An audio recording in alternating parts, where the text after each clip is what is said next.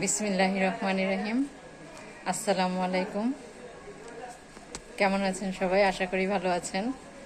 আজকে আবার নতুন আরেকটা ভিডিও নিয়ে আপনাদের সামনে হাজির হলাম। তো আশা করি সবাই আমার ভিডিওটি দেখবেন। তো একটা কথা কি জানেন, যে চেনা রাস্তায় চেনা মানুষ যখন ভীষণ অচেনা হয়ে ওঠে, তখন কথা না বাড়িয়ে দূরত্ব বাড়ানোই শ্রেয়। এতে সময় এবং সম্মান দুটোই বাঁচে, ঠিক না? সম্মানটা হচ্ছে সবচেয়ে বড় জিনিস। মানুষের সম্মান যখন যেটা না থাকে, একজন আপনাকে সম্মান দিল না, সেখান থেকে আপনি নিজে থেকে সরে আসবেন। সেখানে কথা বাড়িয়ে কোনো লাভ নেই। কথা বাড়ালে আরও দেখা যায় কি বিরক্ত তিক্ততা চলে আসে দুজনের মাঝেই। এই জন্যে দূরত্ব বাড়িয়ে চলে আসাই বেটার। তো বন্ধুরা, দেখতে থাকুন আমার ভিডিওটি, আশা করি সবার ভালো লাগবে। বন্ধুরা, আজকে আমি রান্না করার জন্য এই যে মুরগির মাংস নিয়েছি।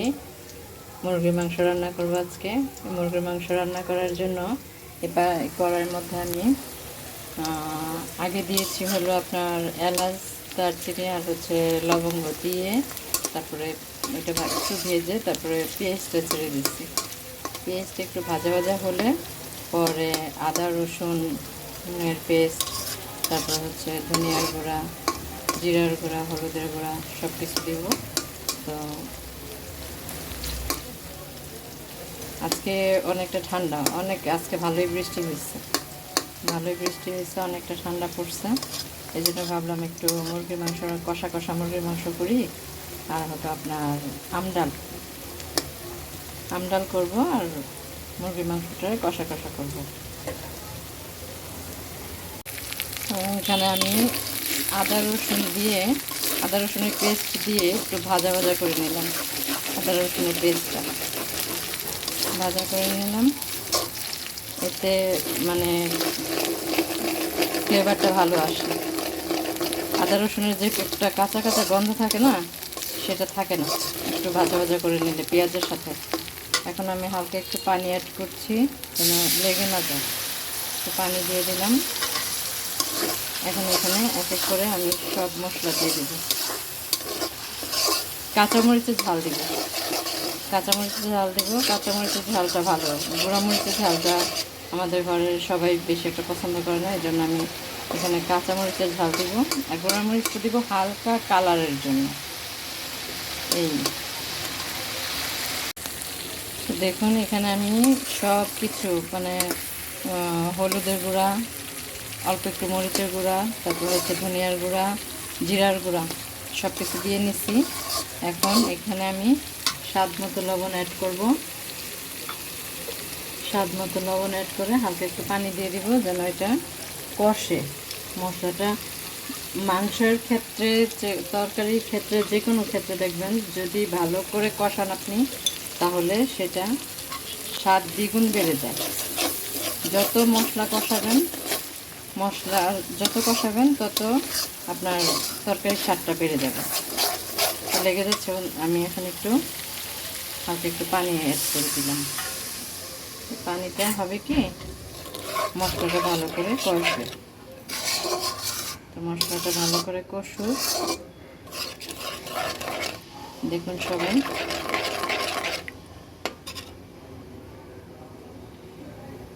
আমি চুলার আঁচটা হালকা একটু কমিয়ে দিব। এমনিও তো কম থাকে আমাদের এখানে, দুপুরবেলা গ্যাসটা খুবই অল্প থাকে। দুপুরে বেশি একটা গ্যাসটা থাকে না, যে কারণে রান্না আমার দেরি হয়ে যায়। দেখুন আমার মশলাটা কষে আসতেছে। তো কালারটা কত সুন্দর আসছে, তাই না? অনেক সুন্দর একটা কালার আসছে। তো একটা কথা কি জানেন, অর্থ কম থাকুক, যোগ্যতা কম থাকুক, কিন্তু আপনার কথা, আপনার ব্যবহার, আপনার আচরণ, মানসিকতা এগুলো যেন সুন্দর ও মার্জনীয় হয়। কারণ একজন মানুষ হিসেবে এগুলোই আপনার বড় সম্পদ। এগুলোই কিন্তু একটা মানুষ হিসেবে এগুলোই কিন্তু আমাদের সবার বড় সম্পদ। মানে আপনার আচরণ, মানসিকতা, সুন্দর ব্যবহার এগুলি যেন মার্জনীয় হয়। আর মানুষের কাছ থেকে পাওয়া সম্মানটা আপনার জীবনের সবচেয়ে বড় অর্জন। একটা মানুষের কাছ থেকে সম্মান পেতে হলে কি করতে হয়? তার সাথে কি দুর্ব্যবহার করতে হয়? কখনোই না। দুর্ব্যবহার করলে আপনি কখনোই কারো কাছ থেকে সম্মান পাবেন না। সম্মান পেতে হলে আপনার মন মানসিকতা, আপনার আচরণ, আপনার ব্যবহার এগুলো সব কিছু আপনার মার্জনীয় হতে হবে। তো বন্ধুরা, দেখতে থাকুন আমার রান্নাটা কেমন আছে। আর একটা কথা কি জানেন, মানে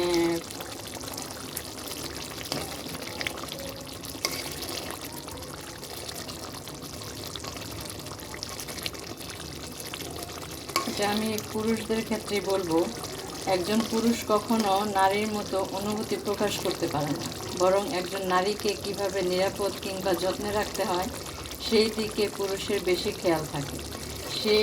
যে নারী পুরুষকে বুঝতে পারে সেই নারী একজন পুরুষের সত্যিকারের ভালোবাসা পায়। ঠিক না বন্ধুরা? এটাই কিন্তু বাস্তব। পুরুষরা কিন্তু তার মানে অনুভূতিগুলি কখনোই প্রকাশ করতে পারে না। একজন নারীকে বুঝে নিতে হয় সেই অনুভূতিগুলো। বুঝে নিলেই সেই নারী ওই পুরুষের যোগ্য হয়ে ওঠে। তো দেখুন সবাই আমার তরকারিটা কেমন হয়, মাংস রান্নাটা। আমি আজকে কষা কষা মাংস রান্না করব, এই জন্য আজকে আমি ঝোলও কম দেবো, মশলাটা কষুক বন্ধু।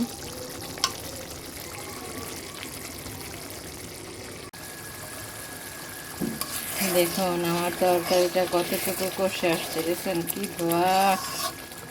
ধোয়ার জন্য দেখা যায় না। তরকারিটা অনেক কষে আসছে, কালারটাও সুন্দর আসছে না, তেলটাও ছেড়ে দিচ্ছে। আরেকটু কষবে,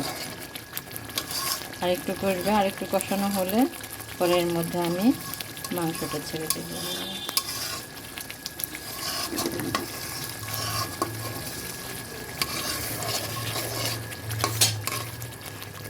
কালারটা কত সুন্দর আসছে। এখানে আমি কাঁচামরিচ অ্যাড করছি, কাঁচামরিচের ঝাল দিব। শুকনো মরিচের গুঁড়ো অল্প একটু দিয়েছি, আর বেশি একটা ঝাল খাই না আমরা তেমন একটা। আর ওই যে আমার ভাতিজাটা আছে পিচ্ছি, ওর জন্য ঝাল দেওয়া হয় না। ওর জন্য আসলে মানে ও তো আর ঝোল খায় না, তারপরেও মাংস একটু নিয়ে নেয় আর একটু আলু নেয়, আলুটা পছন্দ করে। তো ওর জন্য আরও ঝাল দেওয়া বেশি একটা দেওয়া যায় না। তো এই জন্য আমরা কাঁচামরিচের ঝালটাই খাই বেশি। কাঁচামরিচের ঝালটা আবার আপনার ক্ষতি করে না, কাঁচামরিচের ঝালটা খাওয়া ভালো। আর তরকারির কালারটাও সুন্দর আসে, কাঁচামরিচটা দিলে তরকারির কালারটাও সুন্দর আসে। তো দেখুন এই পর্যায়ে আমার মাংসটা, আমার মশলাটা মানে পুরোই কষে গেছে, মানে একদম কষানো হয়ে গেছে।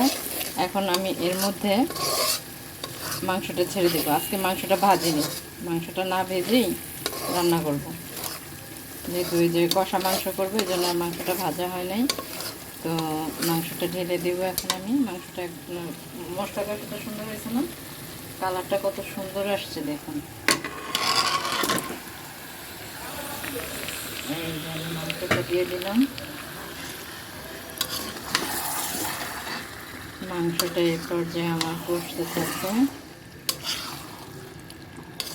সাথে একটু আলুও দিব আমার ভাতিজাটার জন্য, ও আবার আলুটা পছন্দ করে।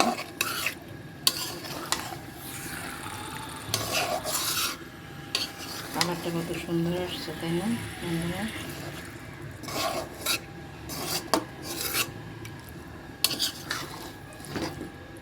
এখানে আমি আলুটা ছেড়ে দিই, যেহেতু ফার্মের মুরগি, তো আলু আর মাংস একসাথে হয়ে যাবে, এই জন্য আমি আলুটা দিয়ে নিচ্ছি এখন।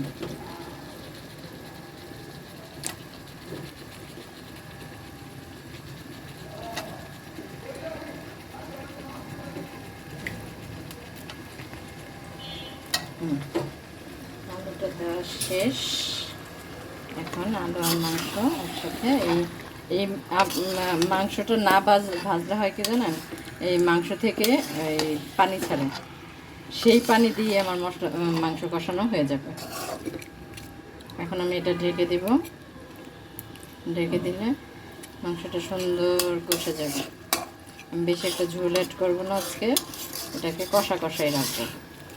গরম ভাতের সাথে কষা মাংস, আলু সিদ্ধ, তাই না, সেই স্বাদ। আর হচ্ছে আমডালটা তো আমাদের এখন, আপনার মনে হয় প্রায় ঘরেই খান আমডাল, সবার ঘরেই এখন এই গরমের মধ্যে আমডালটা খাওয়া হয়। আর হলো গিয়ে ডালটা সবার ঘরেই থাকে। ওইটা হলো আপনার যে কোনো সিজনে যে কোনো টক দিয়ে, যেমন জলপাইয়ের সিজনে জলপাইয়ের টক, আবার অনেকে বেলেম্বু দিয়ে খায়, বেলেম্বু টক দিয়ে। তো বন্ধুরা পাশে থাকুন, দেখতে থাকুন ভিডিওটা। দেখুন ফাইনালি আমার মাংস কষানোটা হয়ে গেছে। আমি উপরে তো একটা কাঁচামরিচ দিয়েছি, আগে তো কাঁচামরিচ চিড়ে দিচ্ছি, এখন আবার আস্ত কয়েকটা কাঁচামরিচ দিয়েছি। এখন মাংসটা আমার কষানো হয়ে গেছে। এখন আমি এটা চুলাটা বন্ধ করে দেব। চুলাটা বন্ধ করে দেব।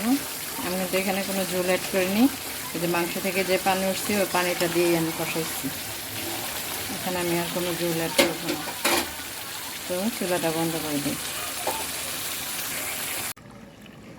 বন্ধুরা দেখুন, এই যে এই গরমের মধ্যে হালকা একটু শরবত না খেলেই না। লেবু মানে চিনি আর হালকা স্বাদ মতো একটু লবণ দিয়ে নিছি, আর সাথে হালকা একটু বিট লবণ দিয়েছি একটু স্বাদটা বাড়ানোর জন্য। এটা হচ্ছে লেবুর শরবত।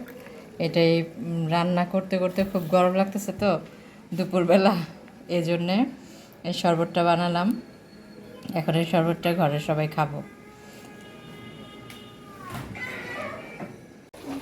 এখন সন্ধ্যা টাইমে আমরা নাস্তা করব। নাস্তার জন্য আমরা কি করতেছি এখন, এই যে এখানে তেলের মধ্যে ডিম, কাঁচামরিচ, পেঁয়াজ এগুলো দেওয়া হয়েছে নুডলস রান্না করার জন্য। এখন আমরা সবাই নুডলস খাবো। নুডলস খাওয়ার পরে তারপরে আপনারা দেখতে থাকুন সবাই কি হয় না হয়, দেখুন সবাই।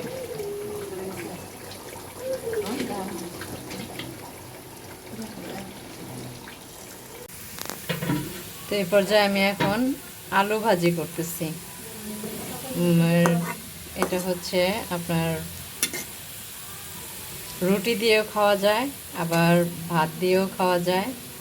এটা আসলে আমি মানে সকালের জন্যই করছি, সকালে রুটি দিয়ে খাওয়ার জন্য করছি। এখন করে রাখলাম যাতে সকালবেলা আমার নাস্তা বানাইতে আমার ঝামেলাটা না হয়। ফ্রোজেন রুটি আছে, ওইটা সেকে আলু ভাজি আর ডিম ভাজি দিয়ে নাস্তাটা সেরে ফেলবো। দেখেন আমার এই ভাজা করার কারণ হলো এটা রুটি দিয়ে খাবো তো, এই জন্য ভাজা করে নিচ্ছি। এই যে আমার ফ্রোজেন রুটি এই আমি সব সময় এরকমভাবে মানে বানিয়ে তারপর হচ্ছে হালকা সেকা দিয়ে রেখে দিই। এটা যেন সকালবেলা আমরা মানে রেডিমেড খেতে পারি। এইভাবেই আমি এই কাঁচিটার মধ্যে রেখে করে পলি দিয়ে প্যাকেট করে তারপর ফ্রিজে রেখে দিব। ফ্রিজে রেখে দিলে পরে সকালবেলা যেন আমার হ্যাচেলটা না পোহাইতে হয়। রুটি বানানো কিন্তু অনেক কষ্ট, এই জন্য মানে সকালবেলা যেন ঘুম থেকে উঠেই আমি নাস্তাটা শেখে আর ভাজিটা করে রাখলাম, আর হলো আপনার ডিম ভাজবো। এই হয়ে গেল আমার সকালের নাস্তা। তো আজকে সারাদিন কি করলাম, সারাদিন কি আমি তো রান্নাটাই বেশি দেখাই, তো ফাঁকে ফাঁকে আমি চা খাওয়ার এটাও দেখাই। আজকে চা খাওয়াটা দেখানো হয়, চা খাইনি, একটু ঠান্ডা পড়ছে, আবার একটু ব্যবসা গরমও আছে, এই জন্যে আজকে শরবতটা খাইছি। আর হলো গিয়ে চা, সন্ধ্যার সময় তো চা অবশ্যই খেয়েছি, নুডলস খেয়েছি, আর হলো এটা দেখানো হয় নাই। তো আশা করি ভিডিওটি সবার ভালো লাগবে। সবাই আমাকে আমার ভিডিওটাকে লাইক কমেন্ট করবেন, সাবস্ক্রাইব করবেন, আর সবাই ভালো থাকবেন, সুস্থ থাকবেন, নিজেদের প্রতি খেয়াল রাখবেন। তো আজকে এই পর্যন্তই, বিদায়। দেখা হবে আগামী কোনো নতুন এক ব্লগে। তো ভালো থাকবেন। আল্লাহ হাফেজ।